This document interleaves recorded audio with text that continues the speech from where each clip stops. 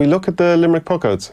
Yeah, we can because we kind of just talked about it there, and even the pressure that they put on, Clare the other day on the So how do you see it? How do you see Limerick setting up for puckouts? I'm not sure whether you want to talk about their attacking or defending puckouts. They have a couple of different ways of setting up. Say like the last day, and you mentioned it there, how they were kind of happy enough to say, we'll just say this is Aaron Gillane here, this is Graham Mulcahy here, and this is, sorry, I should have gone to the wrong line here. Just say that's their full forward line there. They just move out here for a second, just for argument's sake. They were very happy to give the ball to Adrian Toohey in the All-Ireland final last year.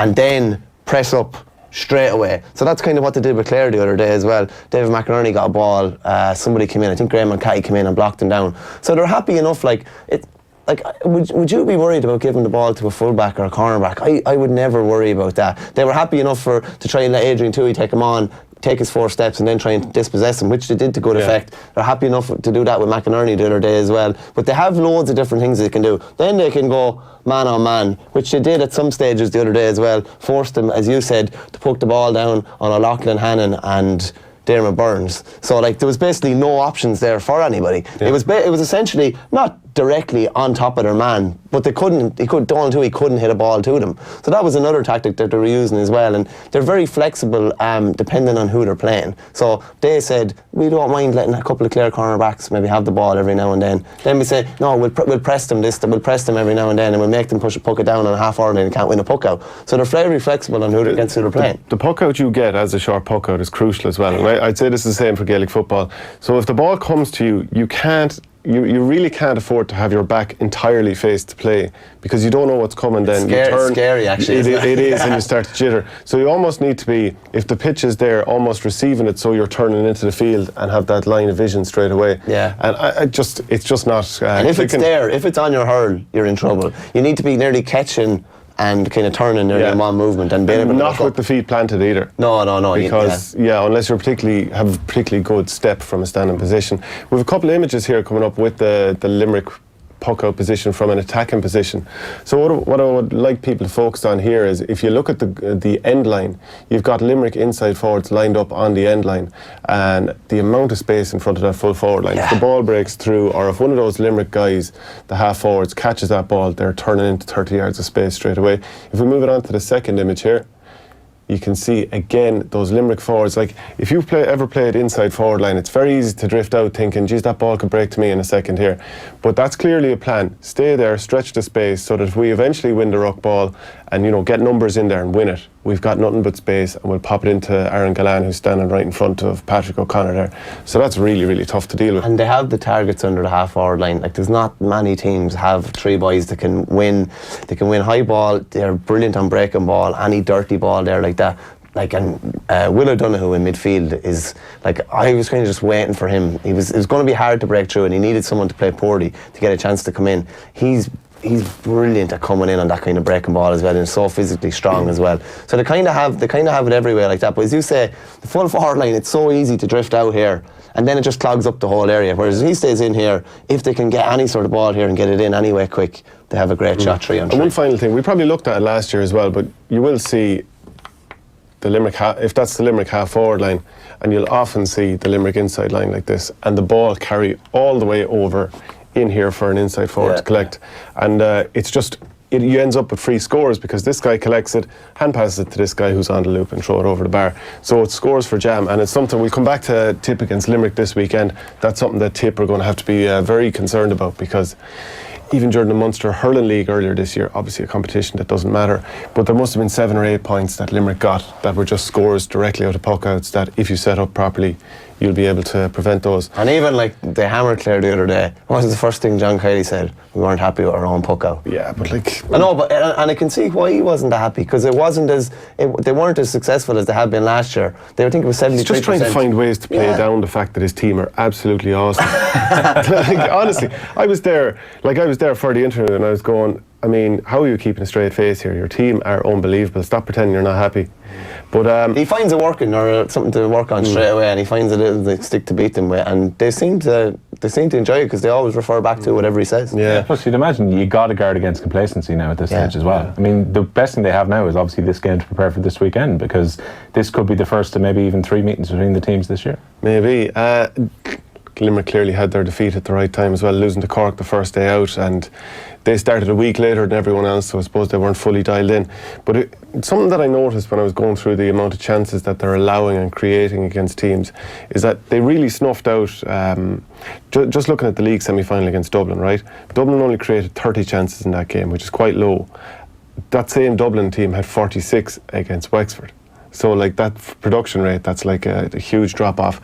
Clare had 23 chances against Limerick, which is in the whole game. In the whole game, you're talking mid-40s is what you'd want to be unbelievably low. Game, yeah. And they'd had 36 against Tip, even though they got paddled that day. Yeah. And then if you're looking at the chances, that's a paddling. That's like that. That's paddling. If you're looking at the chances that Limerick created themselves, they created 39 against Dublin, which is, you know, an extra 30%, whereas they created 40 against Clare, who had 23. So they're just snuffing teams out completely. Something that interesting that Kylie said afterwards was, and this thing I did take as fully genuine, but we kept totally away from any emotive issues this week leading into Clare. We stayed away from the emotion and focused on getting ourselves right on the pitch and doing what we've wanted to do in the past but didn't do. And I would say that's a big thing in an awful lot of dressing rooms, trying to G the players up, get a cause going, because they easily could have focused on Clare beating us for the last 3 years. We're going to ram it down their throats, etc., etc. Not sustainable. Emotion is grand every now and then. Yeah. Or if you're struggling or you just need something to focus on. I was actually reading a bit of Anthony Daly's book there the other day, and look, Nan always had a cause. Daly, who coached half of these Limerick underage players. Daly, look at what you've done to your county. But it was always a cause. There was always emotion. He was always able to turn something really innocuous, or I remember something Tom Ryan wrote or an interview he did, and it was the most innocuous thing, and look, Nan just turned it around completely. But I don't know how sustainable that is over a period of time. Yeah. Whereas if you can take the emotion out of it, usually the performances will be more consistent over a period of time. Like, well, you imagine how the motivation is easy on these ones. So the last day, you're out of the championship if you lose this weekend. This weekend there's a Munster final there for you. Munster final, chance to win a Munster medal, which you don't have so far. Yeah. And then you're just talking All-Ireland semi-final and final. Yeah. The team talks right themselves, don't they? They sure do. Sheedy against Kylie this weekend. I think that's got a nice little ring to it. Last time Sheedy lost a championship match was May 2010. With Tipperary, which is such a disingenuous stat. But, that's it's so disingenuous. I was thinking about that the other day. The stat was out there that Kilkenny hadn't lost in Nolan Park in a championship game in 70 years. I was just thinking, 1949. I might have they played. I literally, Laois, one of the lads yeah, said that to me. One of the lads from home. He was like, "Well, like how many games have they actually played?" And take out the round robin this year, the round robin last year. Tip 2013. The odd qualifier game, the odd Leinster opener. Yeah, the odd All-Ireland qualifier. We remember playing Offaly there 1 year. There's not many at all. From hammering Wexford by 24 points there about 4 or 5 years ago. There's not that many though. It's one of those stats that sounds far more impressive on the surface than it is. Yeah. When you dig into it. Like when Tip beat Cork in Páirc Uí Chaoimh in 2008, it was the first time since 1923, and people going on about this amazing stat. Again, it's a little misleading. Just to look at the parallels between Tip and Limerick in the last few games, it's a case for John Kiley and Limerick. Anything you can do, we can do better. Tip beat Waterford by 18, Limerick beat them by 20. Tip beat Clare by 13, Limerick beat them by 18. So they're really trumping them. Going after the leaders is a big one. I did a piece with James Woodlock this week, asking him about the matchups, and of course, the one that came up straight away was Aaron Gillane. And who are Tip going to put on Aaron Gillane? What do you think? It's obvious enough. Is it? I would have said it was obvious enough, yeah. Would you not put your best man marker on? You're thinking Kyle Barrett? Yeah. The only thing is Kyle Barrett, in the air, it's probably not his strong suit, and we know Aaron Gillane is very good in the air. Yeah, it's kind of his, it's like his saving grace if anything is going wrong, that they can just launch a ball in there in the air. Yeah. I still would put Barrett in there. Barrett surely chased him around. You'd imagine just stick to him and literal man marker job. Right, well, we have an image showing the Limerick attack the last day, and Aaron Gillane isolated inside. And I think this is the sort of problem that Tipperary are going to come up against. Even watching, Barrett has been unbelievable so far this year. And in 2016, he was actually in line for Hurler of the Year coming up towards the All-Ireland semi-final stage. So, on his game, he can take more or less anybody. But even watching the Munster Hurling League earlier this year, or possibly the league, it was the league actually, he struggled on Colin Guilfoyle, the Clare forward. Big, rangy guy. And I'm not saying Gillane is 6'4", he's obviously not, but he's a big guy who's good in the air and a physical handful. So he might have a couple of issues with him there. Who's the alternative? Well, the ones that have been spoken about are... who's been spoken about? Ronan Maher's been spoken about. possibly doesn't have the pace for him. Probably doesn't have the pace for him. Paddy Maher probably doesn't have the pace for him either. But those are the ones being spoken about at the moment. Other than that, if like James Barry's been talked about. If Gillane starts winning, cleaning the air out, do you put Paddy Maher back? Well, this is the thing. That's normally Plan B. That's normally Plan B. You know, I think at league final last year, Paddy Maher went full back on Wally Walsh when things were going. I'd imagine they'll want to have Paddy close to him rather than on him. Yeah, in front of him. The way Cork did, they kind of had a man always in front of Owen Cadogan, who, like, an Owen Cadogan is a more natural sort of matchup for Aaron Gillane than anyone that Tipperary has. We have an image here, so you can see here, Clare have 6 men in between midfield and probably their own 60 yards from goal. They're all being bypassed by Limerick. Now, this is late on in the game. It's 2v2 inside the 45 for Limerick there. Now, that's something that Tipperary are going to have to be very, very mindful of this weekend. Inside the 14, David McInerney at this stage is on Aaron Gillane, and he's trying to mark him from the front, and you can understand in this situation. Fear. Yeah. Now, a second ago, he had been behind him, but he kind of reckons the ball is coming, I need to dart out in front. But I mean, you can't afford to leave one-on-one with Aaron Gillane, especially in that sort of form. So, like, I can see why you'd say Cathal Barrett will be the man because he has the speed to cover that sort of ground if it's there. But that high ball, I think Paddy Maher might end up being the man for it. And maybe you could have Ronan or Brendan Maher as the guy who's going possibly. To I think that looks a lot like Tip last year. Tip's defence. It'll be far more compact. I just think there'll be an awful lot less space around him like that. And I personally think Barrett will pick him up, and they'll have Paddy quite close by, and he'll have a bit of cover. And I think we have another image coming up here as well. It's during the Clare game. It's the sort of Tip that we didn't see last year, and you just touched on it there. This was after Tip had got their goal from Bonner Maher. And just look at the amount of Tipperary players crowding in that area. I think it's 9 players crowding around Clare. It's more like a rugby defensive line. Yeah, well, there's probably emotion as well, so it couldn't be more rugby if you tried. So that's the sort of Tipperary that you're seeing this year, and you just did not see that last year because players were never hunted in packs because they were all so separated, or it felt like that, certainly. What way do you think Sheedy goes about? They're through, obviously. They have a chance, obviously, to go through. We win in the 4 games, and if they win Limerick, they can't play Limerick in the Munster final. Does he play his best 15, or does he give a couple of lads a rest and look at a bit of fresh blood for later in the year when they're going to have to come in for 15 or 20 minutes, or what way do you see that going? You don't want to get Limerick too used to beating you. I think he goes out full team, try and win. If you lose, fair enough, at least maybe you'll learn something about your team. I don't think you can afford to step off Limerick and let them get because this thing of having confidence in your head, when you're a winning team and you start to win titles, as soon as you start to lose a game or two, it kind of edges away at that, that sort of, I won't say superiority complex that you might have, but that feeling that eventually it'll be all right in the night, we'll keep going, we'll stay calm and we'll get those scores. Yeah. So you just don't, and Tip have lost so many close games in the last couple of years, even in the league, 3 of the 4 games they lost were by a point. Think of the times that they've lost to Kilkenny over the years by a point in the league, championship, whatever. Realistically, you don't want to go into a Munster final on the back of a defeat, if at all possible. And like Limerick, so again, listen to Tommy Walsh talking about this last night as well. He reckons they're going to be hyper motivated to try and get to this Munster final, because as far as they're concerned, this is the one medal they're missing. Yeah. We've one more image coming up here as well, and the big thing for Tipperary is we're going to need to try and continue getting space in the forward line. And that's something, if you look at this Limerick defence, even though there is space on the wings, they go where the ball is. That's 13 guys inside their own 65. And we already showed the image a minute ago of the Limerick players isolated 2v2 inside the 45. How did Tipperary get around that? I don't know. There's going to be some fair intriguing duels just even thinking about it. Like if Sean Finn, for me, the best defender in the country, probably on John McGrath, who's probably in the form of his life at the moment, isn't he? Then you're going to have there's just so many interesting duels. I hope he does what you said. I hope they go for the best 15 and it turns into an absolute barn burner rather than introducing 3 or 4 lads and thinking maybe more long term. I think they should go to win the game. How do Tipperary get around that? It's going to be, with the way Tipperary are playing now and how deep lads are going to work in that middle. We've talked about like congested middle thirds before, but this could take the biscuit, I'd say. Yeah, blanket midfield. Yeah.